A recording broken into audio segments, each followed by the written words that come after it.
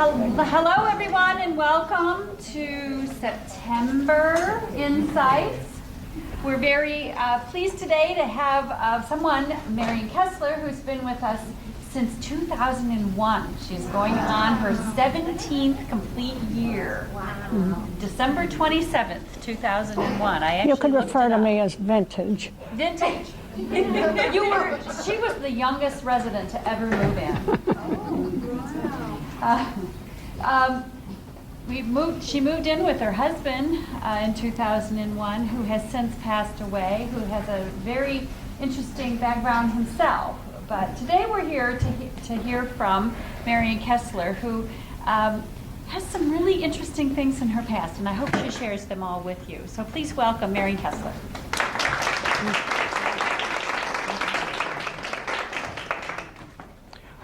Well, thanks very much for inviting me to lunch. I'm delighted to be with here. I look around this room and I think of you all as my friends. And there's hardly anybody whom I need an introduction to, so I feel very comfortable with you.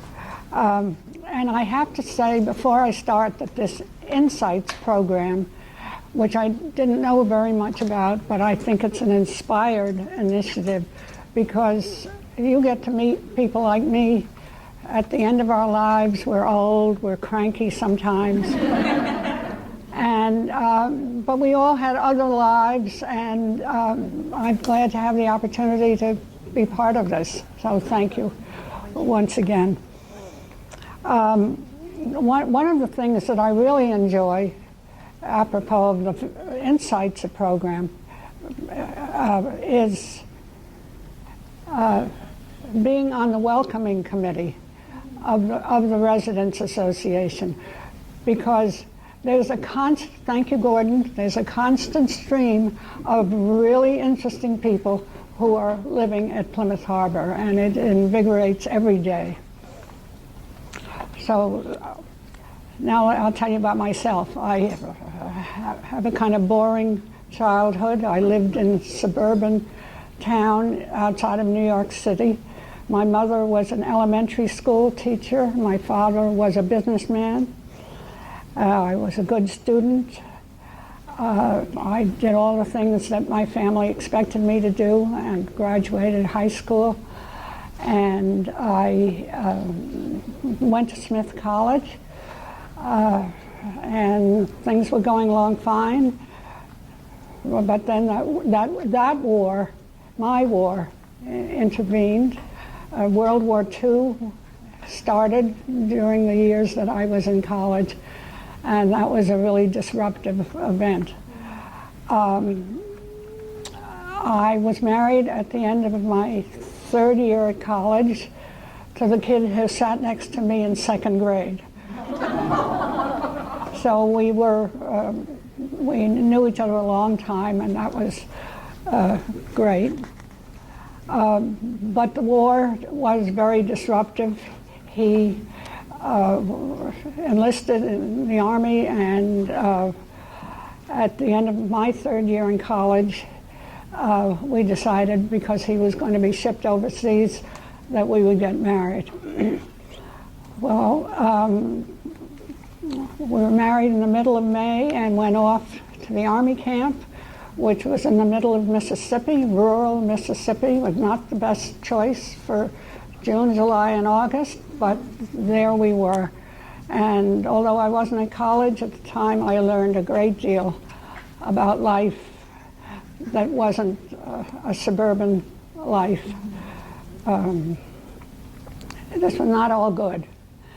I learned about bugs. That was the first thing. And I learned about people who live in desperate circumstances. I mean, it was something I had no exposure to previously, but it was pretty dramatic in terms of somebody who had a very sheltered upbringing to go to rural Mississippi in June. And I also learned, we were very fortunate. We had a room in somebody's house, and for which we paid exactly the same amount of money per month that we paid for our first apartment in Manhattan several years later. But I also learned when you greet the landlady, she hands, if you hand over this bunch of money, she hands you the key to your room and a little pearl-handled revolver. Wow. So this was kind of an eye-opening experience for me. But I went back to college and I graduated with a degree in economics, which presumably trained me to work for the Federal Reserve Bank of New York. So that was my first job, working for the Federal Reserve Bank. And I learned a great deal there about bonds and foreign exchange and things that hadn't been part of my schooling. But what I learned most, I learned on the last day of my job there. I was there for something over 2 years. And when Richard came back from Europe, fortunately, untouched by the war, he came back in one piece, and we moved to New Jersey so he could finish his schooling. So they hired somebody to take over my position, and we overlapped for 2 weeks, and it was very pleasant, and he was very bright, and he learned everything very fast. And we had lunch together the last day that I was there, and I learned that after my tenure of something over 2 years, he was coming in fresh-faced, very bright, very eager. His starting salary was 2.5 times what mine was. And that was my major takeaway from my first job. And if you see me getting a little hot under the collar, it still is, that experience is with me, it has never left me, and so that's my Federal Reserve Bank experience. But anyway, he came home and went back to college, and then he went to medical school in New York City and took his internship and his residency in New York City, did all his specialty training in cardiology and nephrology, which is kidney disease. And so all of that happened in New York City, and by that time we had 2 children. And New York City was a wonderful place to take your training in medical school and all of the follow-up, and it was also an era when new things were happening. I mean, there was new medications, new technology, new ways of looking at medicine, and he really flourished in that time. And he was in the right place at the right time for that. And he became well known in the medical field for being one of the first who had a specialty practice in cardiology and kidney disease, and he things went well, and he did a lot of traveling to lecture. He was at Cornell Medical School in New York City, and he did a lot of traveling, a lot of lecturing, a lot of meeting of all the people who were in the forefront of this new field. And it was a good time for us. By that time we had 3 children.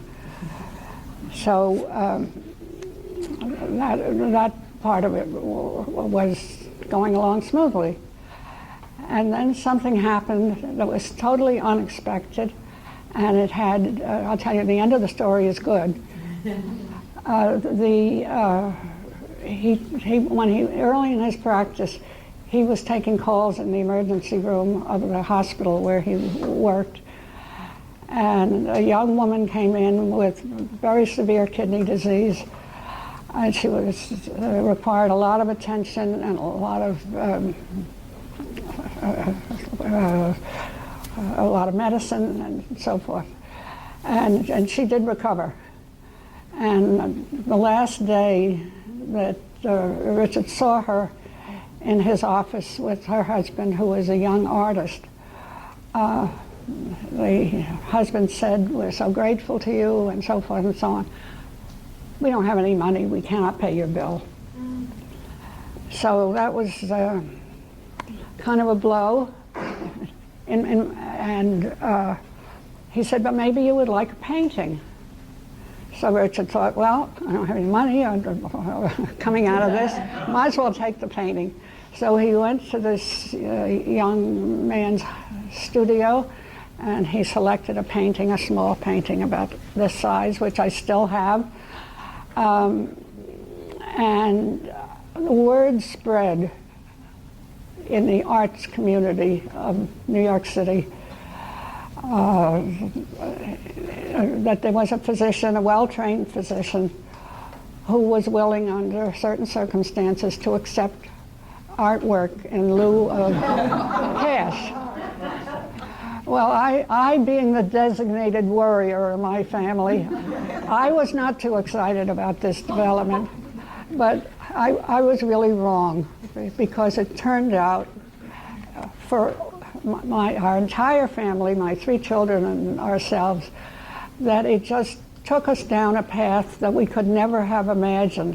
How exciting and how exhilarating it was to be taken in, as we were, by many of the artists whom Richard had been treating, and to learn about their lives.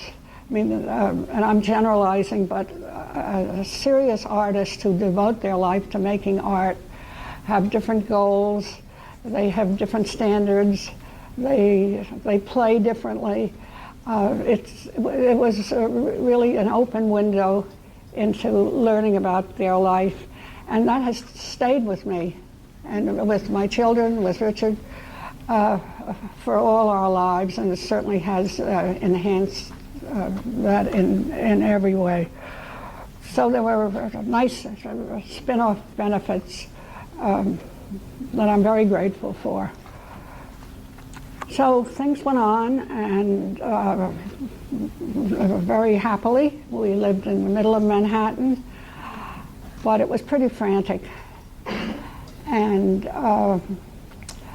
Richard was invited to become the dean of medical school in Chicago, at the Northwestern University Medical School in the city of Chicago. And we were ready for a change. And so we moved to Chicago in 1968, which was not the best time to move to Chicago, in the summer of 1968. But we moved to Chicago, and it was a wonderful change of pace for us, a whole new experience. And we all thrived there. I particularly thrived because while we had been living in New York and I had these 3 children, I wasn't able to do much in terms of my own career. But when we moved to Chicago, I was invited to become a member of the staff of the Chicago Community Trust, which is a very large foundation devoted to making grants in the city of Chicago and the Cook County, the geographic surroundings. I hope you like working in foundation work as much as I loved being in the foundation. And I was a senior program officer for the health programs and the health grants for this foundation, which at that time had assets of over $1 billion.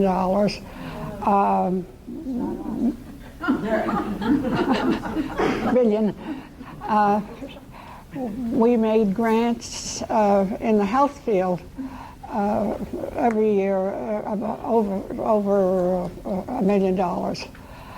So it was very exhilarating, very challenging to figure out how to spend that money, how to spend it effectively, and to look for new initiatives, to support the ongoing programs, to decide where a little bit of money would make a huge difference and where a lot of money wouldn't make a lot of difference. But also, you know, opportunities arose, and it was just really very exciting to be able to fulfill that function. So those were good years for us. But all things come to an end, and we decided that retirement loomed. And we came here to Sarasota, and people always say, well, how did you find Sarasota? Well, we found it because my in-laws lived on the St. Armands, and we had been visiting here for many years, enjoyed every bit of it. And we're beach bums at heart, so we moved to our little house on St. Armands and began to do all the things people do in retirement, if they can. We played tennis, we played golf, we played a lot of golf. We traveled, and when we traveled, when we were in the United States, we used to take our golf clubs with us and play golf, which happens in beautiful places. And we did volunteer work. We met lots of new people who had interesting backgrounds. And, you know, we tried some new things. That was a good time for us.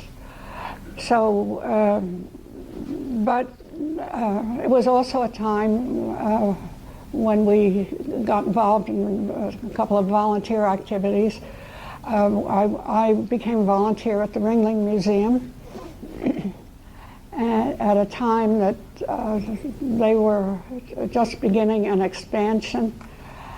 And I worked primarily for the membership department, developing programs that would appeal to the old members as well as the new members that they were hoping to attract. And if any of you have not had the opportunity to go to the Ringling Museum recently, I say it's not your mother's Ringling Museum. It's really, they have children there, they have children's playgrounds there, they have waterfront activities. I mean, it's really a happening place. They have a lot of music, they have dancing in the courtyard. It's really a fun place. And the other program that I got gotten started with, I guess about 8 years ago, was with the Bay Haven School, which is an elementary school in right opposite where the Ringling College is. It's at 29th Street and Tamiami Trail. And they had been sort of negotiating with the food bank to start a program for children who came from families living below the poverty level. And in Sarasota elementary schools, they have a mandatory time mid-morning when all the children, we used to call it recess, they now have this mandatory program where all the children bring snacks and things stop and they have a mid-morning snack. Well, if you come from a family that's not able to give you breakfast or lunch, you're not likely to be bringing snacks to school. So the food bank was looking to plug that hole. And they were recruiting volunteers. And B.J. Peters, whom I'm sure you all know, and I responded to that appeal by the food bank. And we tried to be helpful. That first year, but then the food bank changed its focus to some other kinds of programs, and after 1 year, the program was about to disappear. And thanks to Harry, who gave us a little, thanks to Harry, who allowed us to have a little one corner of the downstairs basement. We were able to raise some money and buy some food and organize the packaging of the snacks to take to Bay Haven School for those children who couldn't bring their own snacks. And that has become known as the Snack Pack Program. And Marian made it happen with the delivery to the school. And that program originally began with 40 children. It increased, I think, the second year there were 45 children who were living below the poverty level attending that school. And then there were, last year, there was something like 65 children who were getting the snacks that we brought. We would go and buy the food and bring it to the school and package it and give it to the teachers, and that's what we would do. And many of our neighbors, I have to say fellow residents here, were interested in supporting the program, as they did with both money and time. So we were very grateful for that. And last year, I'll throw in this plug, last year we were the Senior Volunteers of the Year.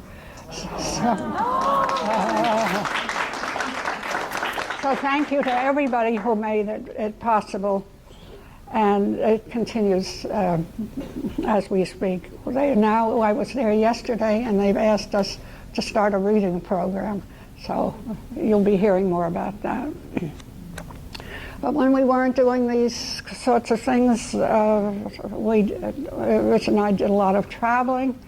As I said, when we traveled in this country, we tried to take our golf clubs with us, and we did play a lot of golf. But my hole-in-one I got right here in Sarasota at Bobby Jones Golf Club. So, do I have a few minutes? Can I talk about my three wonderful sons? You have almost 10 minutes. Oh, okay. Well, I just tell you briefly about my three wonderful sons. My oldest son is an oceanographer / climate scientist, so he's a little busy. He does a lot of traveling. He works primarily in the Pacific Ocean area.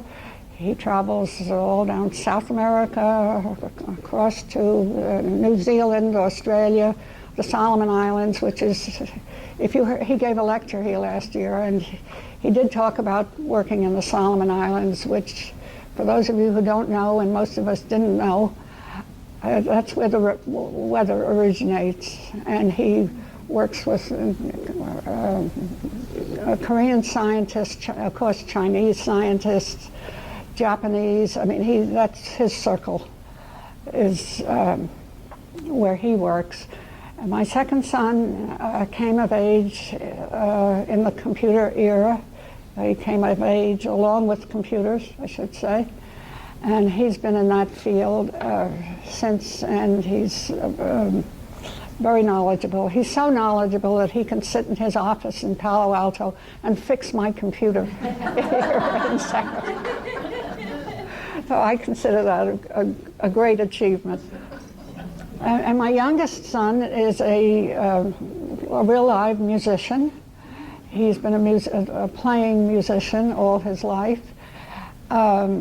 Traveled abroad with a band, and that was his life until it wasn't his life anymore. He decided he better stay in one place, so he moved to Seattle, where one of his brothers lived, and he works now for National Public Radio, and he's a big-time musician in that context. He's also a producer for programs for National Public Radio, most of them having to do with music, and most of them he's a specialist in the blues and the history of the blues, and I can hear him because they stream those programs.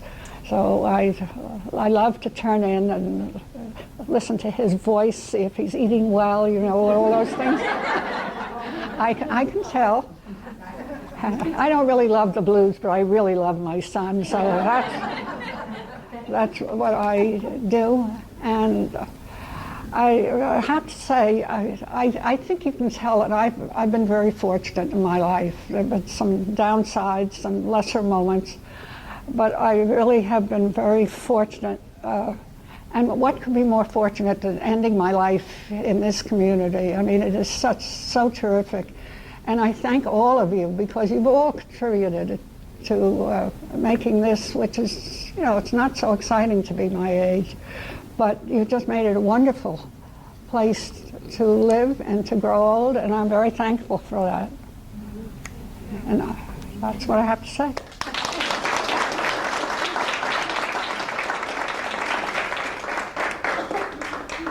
We'll open it up for questions.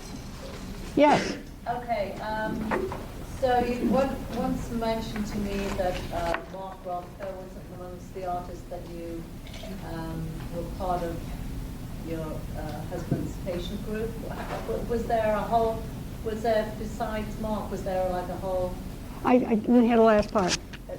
Mark Rothko, I think you mentioned, was one of your artists that you wanted... The artist whom I still have some work from in my apartment, they range from the unknown to the lesser known to I have a print from Mark Rothko, who was not a patient. Oh, he wasn't a patient?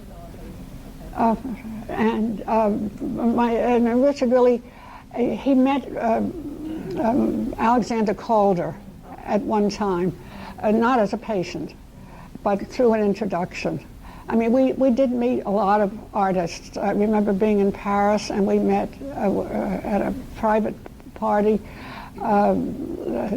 Duchamp, for instance, who was, but I can't say I know him, but I mean, there were, 8 people at dinner. But it was very exciting to me. I mean,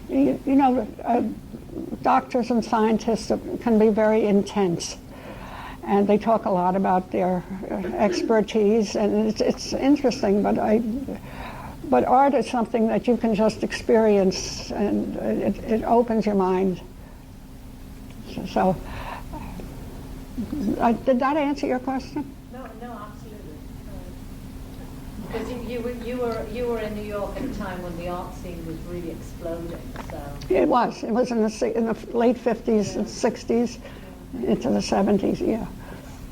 Yeah. Well, wasn't your husband, and he got into art, creating art himself? Don't we have something up on the Yes. In his retirement, Richard was a very skilled woodworker, and he was always fascinated by Alexander Calder and the mobiles. And in his retirement, he spent a lot of time in the Plymouth Harbor workshop, and he decided to see if he could imitate Calder, what made it happen, how the balance, the different materials that went into it, the different colors. And he had a great time. That was very exhilarating for him. And he did, and one of the galleries downtown, I forget how it happened, that somebody came to see something here and saw his various works that we had in the apartment. And the gallerist said, could we show them in our gallery? If you want to show them, he's fine. And he said, well, we plan to sell them. He said, but I've never sold any artwork. I wouldn't even know how to begin to sell it or to price it or to do anything like that. Well, anyway, it was Alan Gallup, and he took the, I don't know what it was, half a dozen pieces, and they sold immediately. then he began to make bigger and bigger ones. And at that time, the 16th colony was redecorating. And they wanted 3 pieces, which he gave to them, and very happily, because for him, he didn't make them to sell. The pleasure for him, the thrill for him was really in making them. So that was, I think, so there are 3 pieces in the 16th colony, in their colony entrance area.